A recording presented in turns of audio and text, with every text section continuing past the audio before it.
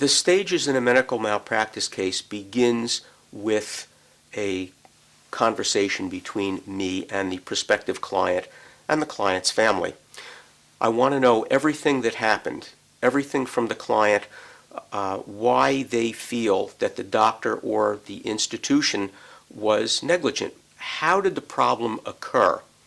Many clients come to me and they think that perhaps there isn't a case, and they're almost embarrassed to ask me, is somebody negligent? I'll give them that answer. Many times their suspicions are right, and if there is negligence, then those people who caused injury need to answer for their mistakes. In medical malpractice litigation, the three most important things is preparation, preparation, preparation. I prepare from the very first day until the very last day. I get all the medical records that are pertinent. I get the hospitalization records, I get visiting nurses' records, I get anything that can help me find out what went wrong with this case.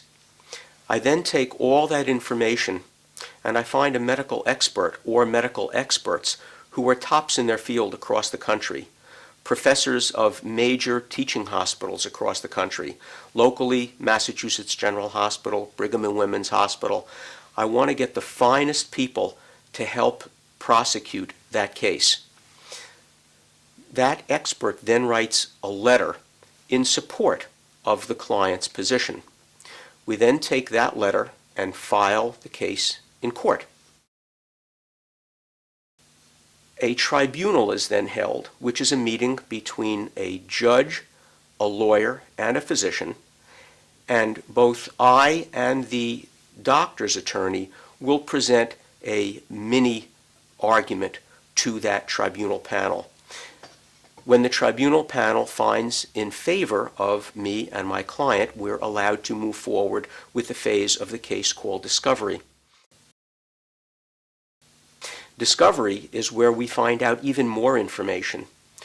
The client will be deposed, where they will answer questions for the doctor's lawyer, and I get a chance to depose the doctor as well. I can ask the doctor questions under oath to find out why he did what he did and what his thinking was at the time.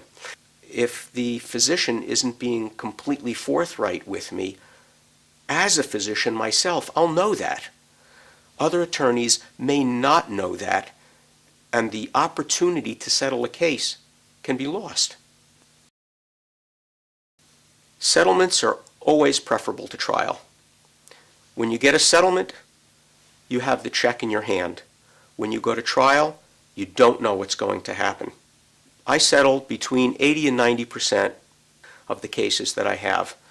I get a high settlement rate, number one, because I'm a physician, because I know the medicine of your case. The judges respect me. They know that I'm a physician. The defense attorneys who are defending the doctors, they know that I know the medicine of the case. A fair settlement is always better than going to trial. If the insurance company chooses not to settle the case, then the case is scheduled for trial. I have no problems going to trial. I enjoy going to trial. I'm a trial lawyer.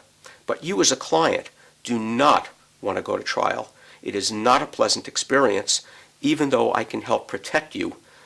At the time of trial, we will have those experts that I've already spoken to, heads of departments of medicine, surgery, etc., testify on behalf of the client. And the jury then makes a decision whether they feel that there's negligence or not.